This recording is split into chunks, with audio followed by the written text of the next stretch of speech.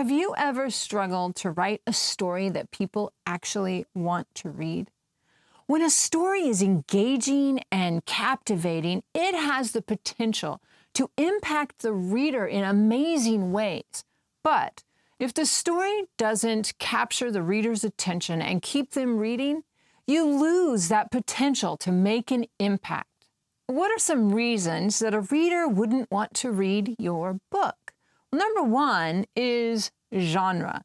Well, if you write comedies and the reader that you're trying to reach is a mystery reader, then you're trying to reach the wrong audience. So the important point here is that you have to figure out who your audience is, and your audience is going to be the people that enjoy the genre that you write. Number two would be that they don't like your writing style, but that's okay because somebody else will. You cannot please everyone. One of the things I've learned as a writer is that it's okay if someone doesn't like what I've written because someone else will. And you can't let the people that don't like what you've written stop you from writing. So keep writing and keep finding the people that do like your writing style. Number three is that your characters are just boring and unrelatable. And who wants to read a story about a character who is boring? The fourth reason why a reader might not want to read your book is that you don't have enough exciting things happening towards the beginning of the book to grab the reader's attention. And this is part of the hook and the inciting incident. You have to really nail that down. If you don't, then someone may pick up your book and start reading, but they may not stick with it because you took too long to get to the exciting stuff. I have videos about the hook and its importance and how to make the hook really good, and I will put the link in the description for those videos. And the reason number five is that you have too much narrative description in the beginning of the book. And this goes into, you want to get into the exciting stuff. You want to establish your characters and do things besides just narrative description at the beginning. You can't please everyone, but you can take steps to write a story that engages the reader and compels them to keep reading.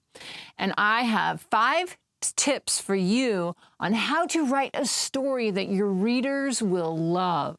Tip number 1 is understand your audience. So this goes back to my comment about genre. Whatever genre you are writing in, that's your target audience, and you have to identify that. Then what you want to do before you start writing is you want to do some research.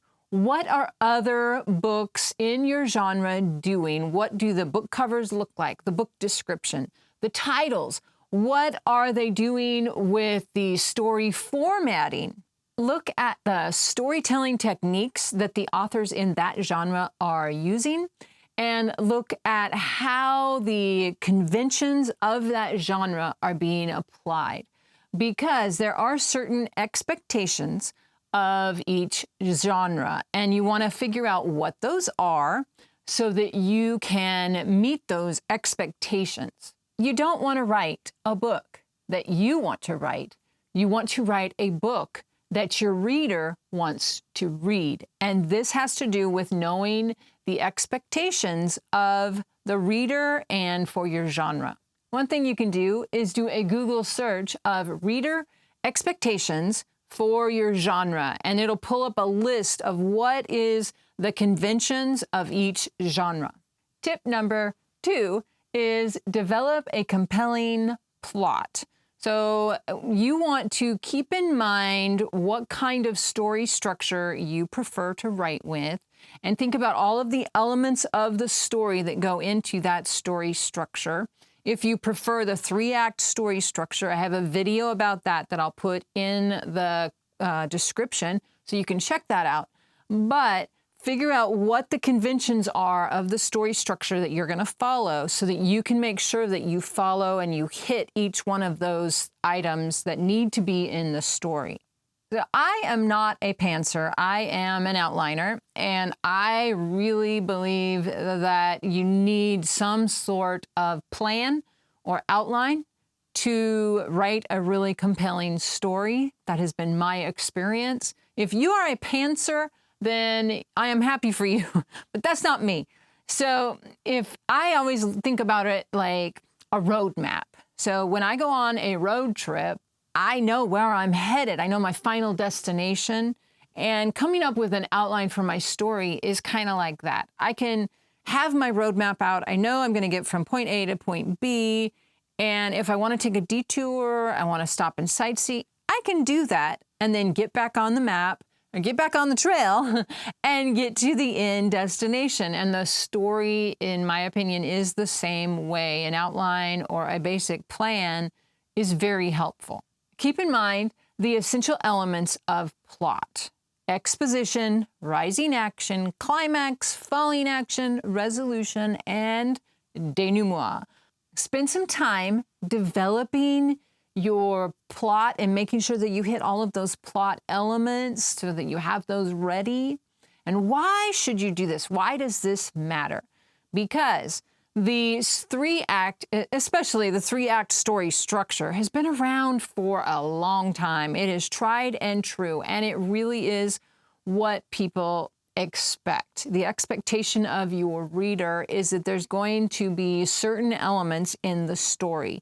If you stray too far away from the essential elements of plot, then you may lose your reader because that's what the reader expects. Tip number 3 is craft memorable characters. So your story is going to be experienced by the reader through the eyes of your main characters. And as a result of that, your main characters better be compelling, well-written, and very relatable to the reader, and people want to read because of the characters. You want to give each character uniqueness. Find things to help each character stand out in the mind of your reader, and that will help them want to keep reading. To do this, I really recommend you do a character sketch on each of your main characters. You can make your character sketch as involved and lengthy or short and sweet and to the point, but do something so that you know who these characters are before you start writing them. Just a few things to consider when you're writing your character sketches. What's your character's name? What do they look like? What's a little bit of their backstory? What do they like? What do they dislike? What's their greatest fear, their goals, their internal conflict? I have a video about this, and I will put a link in the description if you want to check out more information. Tip number 4 is write engaging dialogue. Dialogue is super important in a book.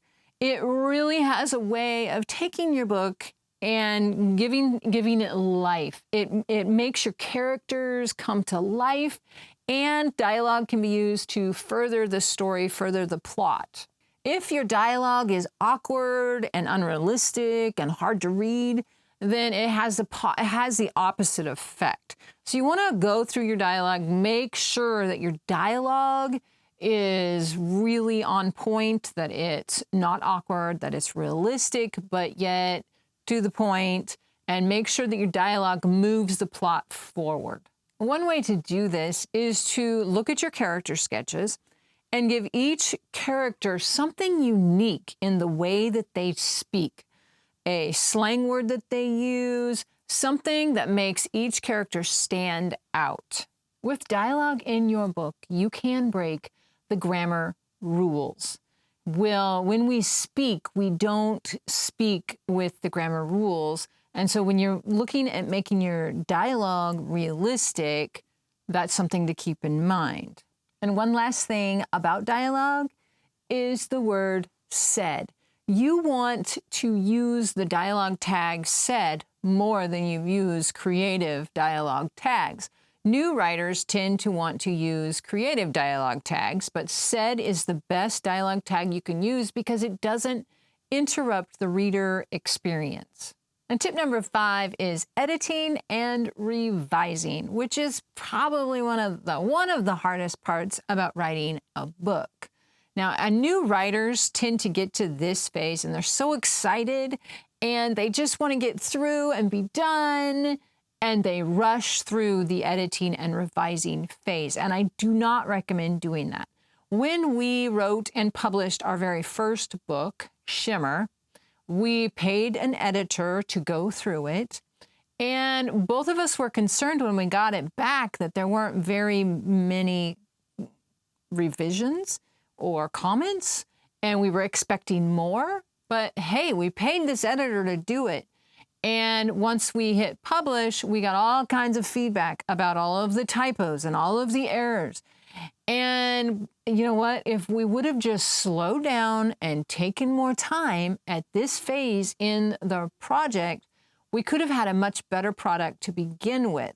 As it was, we had to go back and fix it and then republish it to try to get it better than it was. So the lesson that we learned through that is that once you hit the editing and revising stage, take your time, slow down, make sure that you're getting really good editing feedback, make sure that it's as good as you possibly can, get lots of eyes on it to catch the things, because you do have human error. Even with a professional editor, there still can be errors. And that's why you want multiple eyes on it, and you want to get it as good as you can possibly get it. Currently, we are in the editing and revising stage on several books. We have multiple books right now that are in that stage. And really, I'm super excited and I want to get these books out there. But I am choosing to slow down and take my time in this phase to get them as good as we can possibly get them. And that's what I recommend. What has your experience been with writing stories that people want to read? I'd love to hear from you in the comments, and I will catch you in the next video.